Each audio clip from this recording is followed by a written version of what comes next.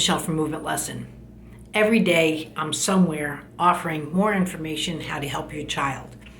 Movement Lesson offers your home programs, Zoom, in-clinic visits, training, clinic courses, everything that you need to do to help your child, especially with special needs, but not especially with special needs. Movement is movement. It's the greatest gift you can give your child. Please subscribe so you can get notified every time that there's something on. And in these videos, what I'm showing you these are videos that I do on my group, Movement Lesson for Parents and Practitioners. So you might want to go over there and join it. Meanwhile, again, hit the subscribe, hit the like, it bumps the feeds, and enjoy. Thanks.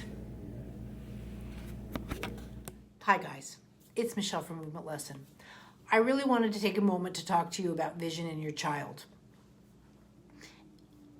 There are many aspects of vision that come into play, but most of all, most people don't think that they need to teach someone how to see. And teaching someone how to see could be what you are considering someone who's very visually impaired. But it also comes into play when someone doesn't know how to get in the position to see. What does that mean? So if I'm just suddenly, let's say there's a ball or something flying by me off to the side, I can either look off with my eyes and just catch it or I can physically move my body, or I can attempt to catch it, right? So there's three levels of vision in a sense that there's an awareness, right?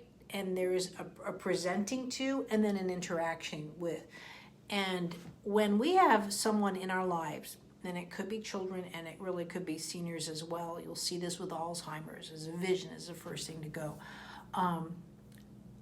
We need to get in a situation to help. I can't stress enough that if you have a child that is even concerns with developmental delays, or especially that you know that they're in a genetic condition or trauma, that first of all, we have to rule out any kind of structure. Why?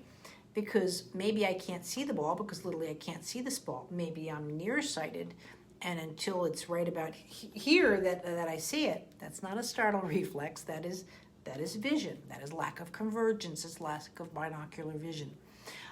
Or over there, Tommy and Joey are playing, and I'm off here, just doing this. And this is where I would get, oh, your kid must have autism. And I didn't know to say, no, he just can't see over there. Now, maybe we have structural issues within the body. Maybe I am tending towards more cerebral palsy or hypotonia. The action of me going off here, what if I fall? Well, my body is going to protect falling or breathing, those kind of mechanics to keep me safe, well more than I have to see something. So I might be over here, and if getting over here creates a swallow issue, because my valves, or I've been intubated at some point of my life and my swallow's not that good, I either have to move all the way over here, which maybe I'm not capable of, or I have to ignore it because that will put me in a position where I'm threatening my nervous system. So all of these come into play with your child. So having a good physical evaluation, usually done by your pediatric ophthalmologist, or even a good physical evaluation, it might come from more ear, nose, and throat, or a gastro of that sort. High reflux issues, I can tell you right now, colicky babies are going to have a really hard time with upper quadrant. Why? Because, it makes them more gaggy. You might see more of this just to, have you ever gotten nauseous? What do? Don't bother me. You know what I mean? You become, that also brings in your vision. I cannot stress enough that there are tools available to help your child. One of the things I have, and it's a free course, please consider just downloading it, going through it. You'll see videos from me, but it's called Vision in Your Child. It goes over 5 type diagnoses that might affect your child, from delayed visual maturations, cortical visual impairment, nystagmus, stigmatism, and strabismus. And then it also goes into 5 functions of vision. Maybe I'm nearsighted, maybe I'm farsighted, right? right? I don't have binocular vision. That's when my two eyes work together, and then I don't have a good convergence. But more so, I call it transitional convergence, where I can look here and back again, right? We're going to see a huge breakdown of those skills by lockdown, because we're not writing on our paper, looking up at the teacher and coming back again.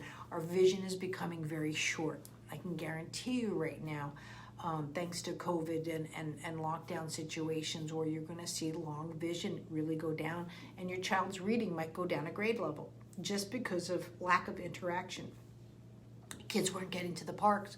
I know some people are getting back to all of that, but in some situations like here, it's just still not an option.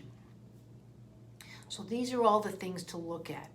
When your child is struggling to do anything, I just want you to start looking for vision first. Usually, again, those transitional skills are very difficult just due to the way the eyes are working. With that, please, if you haven't done so already, Movement Lesson for Parents and Practitioners, come into the group, post a video of your child's skills. It's free.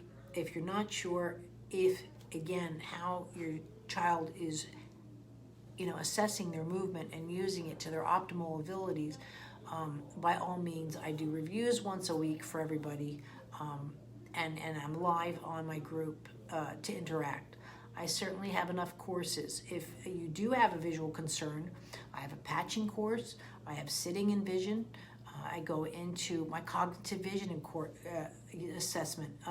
Cognitive vision, if you want to know how to work with your child through all their developmental milestones and work with their vision, it's all there. The books and the services from all of that. And then I have Zoom consultations. So there's other ways of accessing help to your child. But please, it is so hard for me to look at a child, and I would say right now, at least 80% of the kids have some sort of either structural visual, functional visual, or both associated with their development. And I want to just say this: if you improve the vision, right, you improve every movement in their system.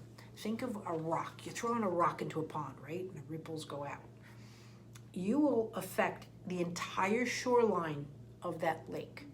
You might not see it, but if you had fine-tuned measurements and you watch that go out, you're affecting the shoreline. Everything that you do to help your child see better. And it could be a football player. Look at some of the things that I've done with Felipe, professional ball player. You will improve everything, right? Like I mentioned, Alzheimer's. I can tell you right now their peripheral vision is gone. That's the first thing you'll start to notice, where they're here. Oh, did you see Joni over there? What? Because again, they're not working the room. So there's many different ways to entice vision, to work with your vision. There are wonderful people out there to help your child with vision, but at the same time, there's so much as a parent, as a professional, or someone in your community you can do right now. So right now, please consider doing the vision in your child. There's downloads, so if you have a diagnosis with binoculars, you can see what to do if they have immature vision or weaker vision, and then a more mature vision, how to help them within that situation.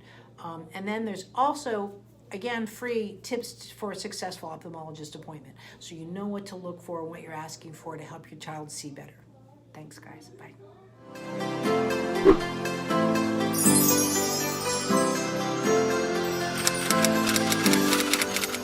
Okay.